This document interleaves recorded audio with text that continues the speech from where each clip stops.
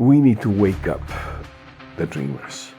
We need to light a fire under their behind just as much as they were able to light a fire under Obama's butt.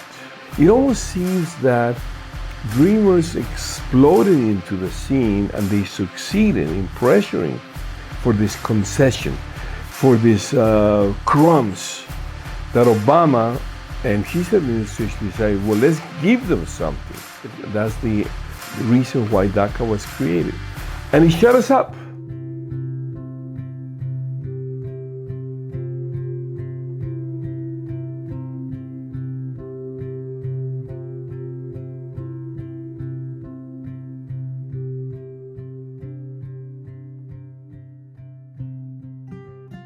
Immigration is a global phenomenon.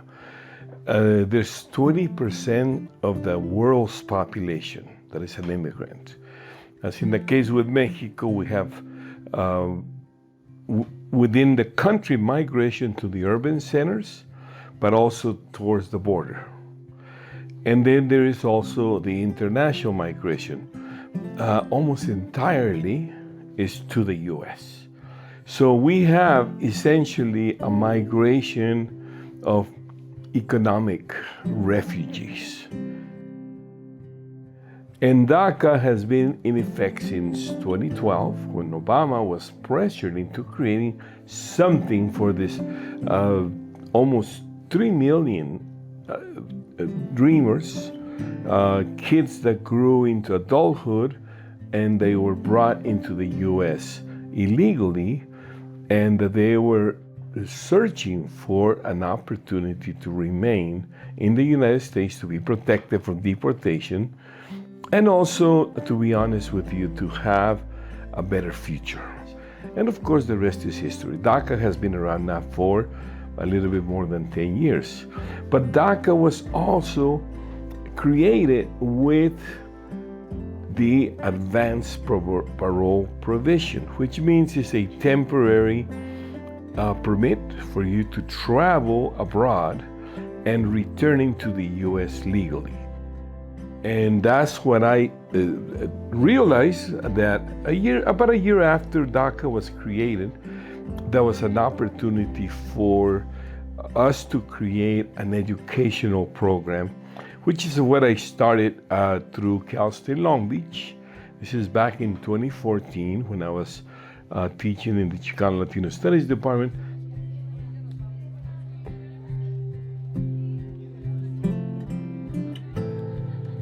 Through advanced parole, when we're able to cross back into the US, all of these participants, now we have succeeded in almost bringing through our 19 programs since 2014, almost 600 dreamers.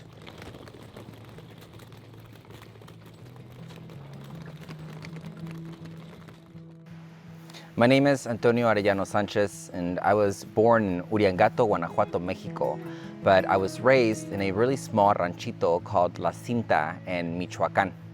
And when I think back to the earliest memory I can possibly think, the memory is of me being 3 years old and crossing the border.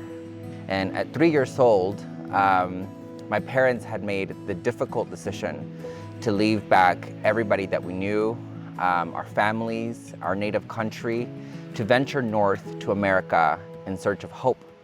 Because in La Cinta, we didn't have economic opportunities, we didn't have healthcare access, and we decided to stay in America because America, for us, symbolized opportunity, symbolized promise of hope, of liberty, of freedom, and we fell in love with a nation that never fully loved us back. Being an undocumented immigrant in America to this day has its challenges because in America, immigrants have been treated like a political piñata by both political parties, with promises of citizenship and promises of immigration reform that never manifest itself. The dreamer generation is the generation that is transforming America, that is making America live up to its promise of a nation of opportunity and justice for all. And it's because of that that I got involved politically. Since 2009, people like me took to the streets, marches, protests, sit-ins, writing to governors, to senators, to the president, demanding that we be treated with dignity and respect. I am motivated by the sacrifices of my ancestors, by knowing the struggle of my grandparents, my parents, and all that they've had to sacrifice to make opportunities and create opportunities where there hasn't been any. In America, they say that you can pull yourselves up from your boots, but some of us don't have boots, you know, and we have to start from below zero. And a lot of people say, keep knocking on doors and you'll get opportunities. Some of us have had to create the door to knock on. And so I'm inspired and motivated by that.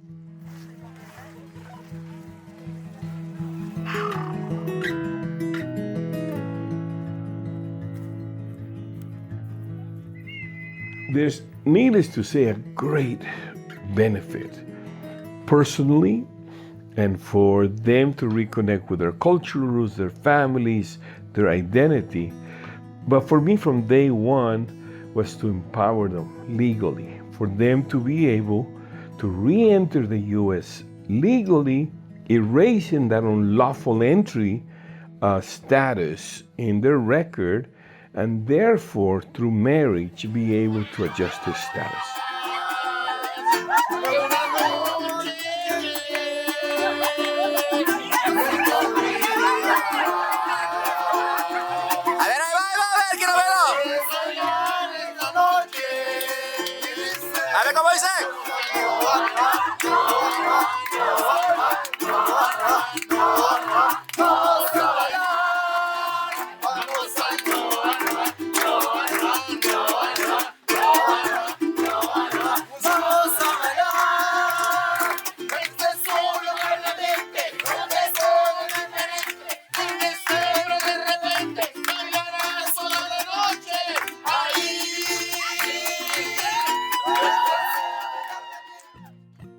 My name is Lupita de la Cruz Cabrera.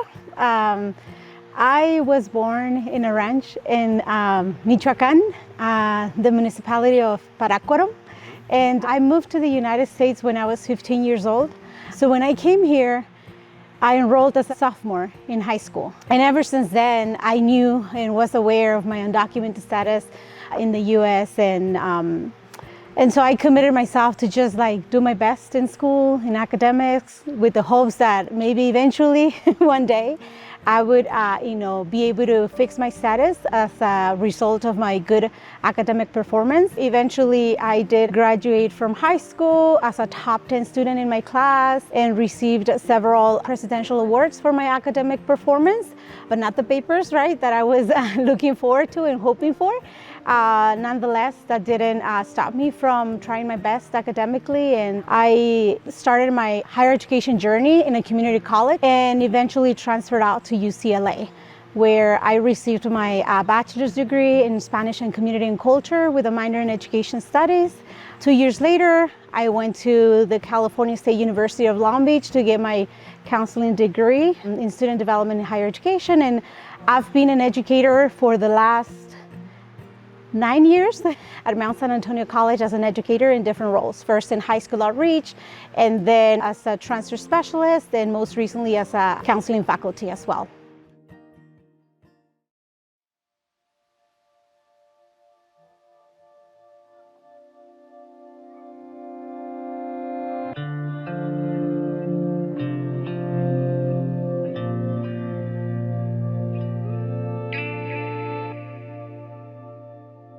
So we resorted to taking the Biden administration to federal court.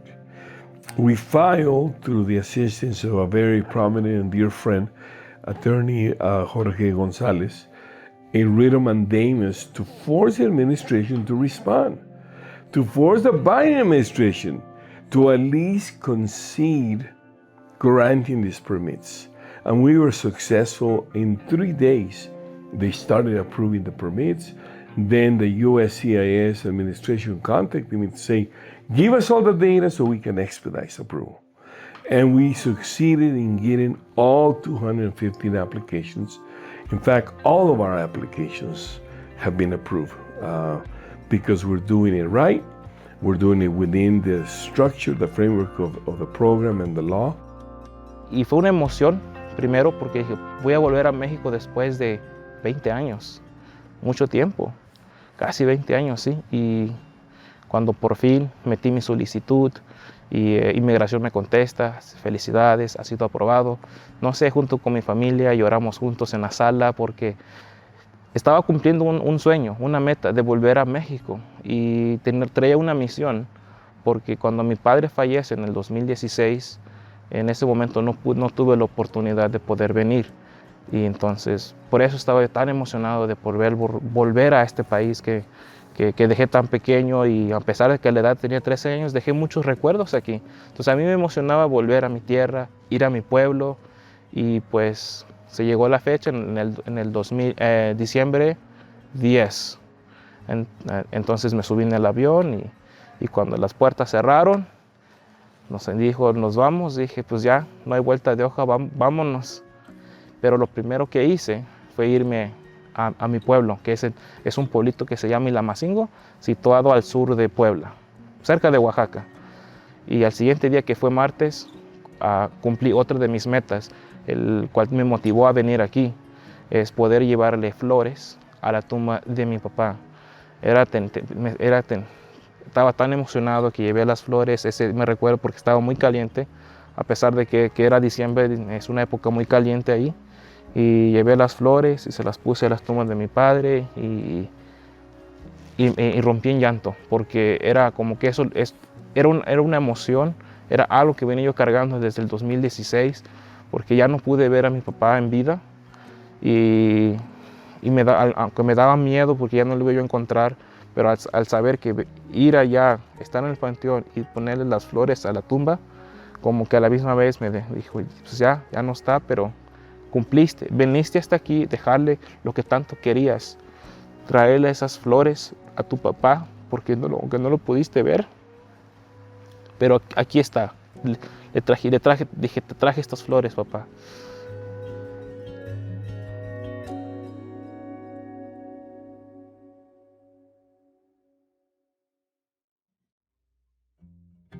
Well, our program requires one thing that everyone has to perform, which is at least a 10-page or more essay, which is an ethnographic research paper that is intended to give them the inspiration to write a university-level quality essay for publication.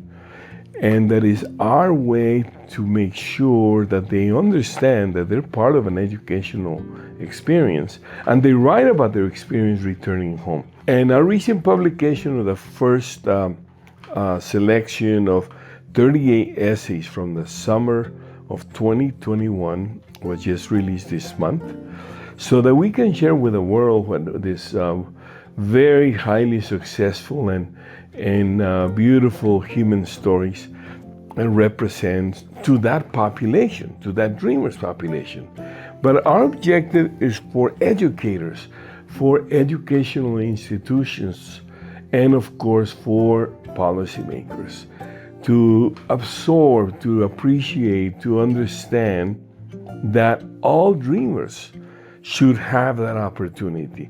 The universities have that responsibility, that they have been discriminating and denying the opportunity for dreamers to study abroad who pay the same amount of tuition than anybody else.